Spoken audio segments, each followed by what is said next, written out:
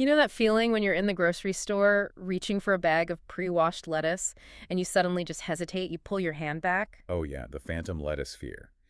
It is real right now. Right. Because right now, 40% of Americans are rethinking their grocery carts over one single supplier's lettuce. And it's all because of this massive Cyclospora outbreak hitting Taco Bell. Yeah, and if you haven't heard of Cyclospora, it's this microscopic parasite that causes weeks of severe intestinal illness. So the panic makes sense. Totally makes sense. But if you look past the initial panic, the data from this event reveals something completely counterintuitive about how we handle food crises. So, okay, let's unpack this. Our mission today is to dive into a stack of brand intelligence reports that completely flip the script on what we thought we knew. Yeah, to really understand how this crisis is playing out, we first have to look at who is actually paying attention. And the data flips the script on typical food safety demographics. Okay, how so? Well, historically, food safety stories draw a predominantly female, health-conscious audience. But here, engagement is heavily skewed male. I mean, we're looking at almost 791.6 thousand men engaging with the topic, compared to just 178.8 thousand women. Wait, I'm a bit confused by that. Historically, doesn't the primary grocery shopper and label reader in American households skew female? Usually, yeah. But it seems this specific news cycle, being driven heavily by fast food consumers, shifted the demographic. But the age split is even more fascinating. The engagement violently spikes at exactly 34 years old and then again around 80 years old. That is wild. It's like two entirely different movies playing in the same theater. You've got millennials and octogenarians. Do brands actually know how to talk to two wildly different demographics simultaneously? Well, they have to figure it out because it all comes down to perceived threat. The 34-year-olds represent a generation of hyper-aware, label-reading shoppers who are suddenly, just very distrustful of mass-produced fresh produce. Right, the whole wellness culture shift. Exactly. And then the 80-year-olds are tuning in because they are highly health vulnerable. For them, a parasite isn't just an inconvenience, it's a serious physical threat.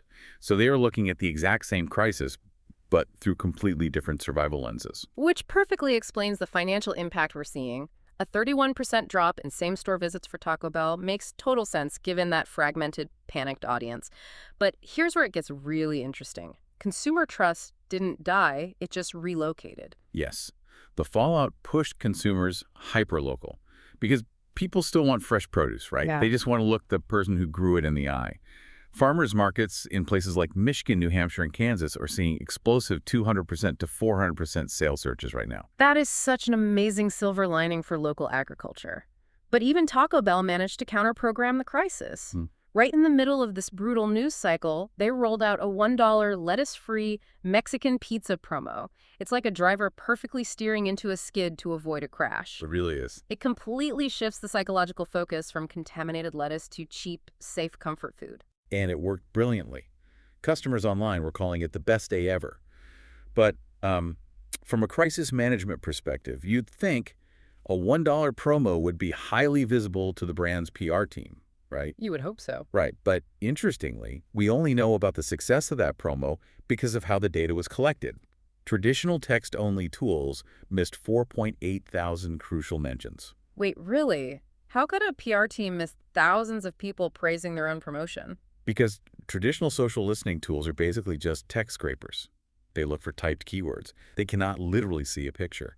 Since the promo was circulating as a graphic on Twitter, it took AI computer vision, specifically OCR, or optical character recognition, to spot the graphic and read the text embedded inside it. Oh, wow. So if you're just typing keywords into a search bar, you're missing the conversation entirely because it's not happening in plain text. Exactly. Crises aren't just text-based anymore. Look at how the public health info spread here.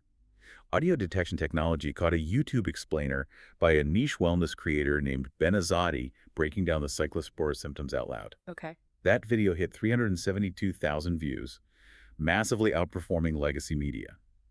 Overall, video and image content out-engaged text by a ratio of 1.68 to 1. Why do you think that visual content performs so well? You'd think people would run to traditional news networks for the hard facts. Because people don't just want sterile facts during a crisis, they want a parasocial relationship. They trust a niche creator talking directly into the camera because it feels like advice from a friend. And this is why PR teams relying only on keywords are flying blind.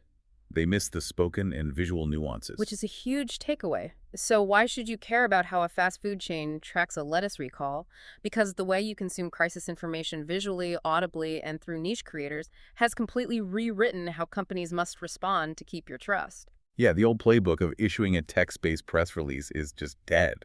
Brands have to meet you where you are and actually have the tech to see and hear those conversations. Absolutely. So I want to leave you with this final thought.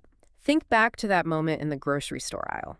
If independent wellness creators on YouTube and TikTok are now breaking public health news faster and with more reach than legacy media networks, who will be your primary source of truth during the next major food safety event?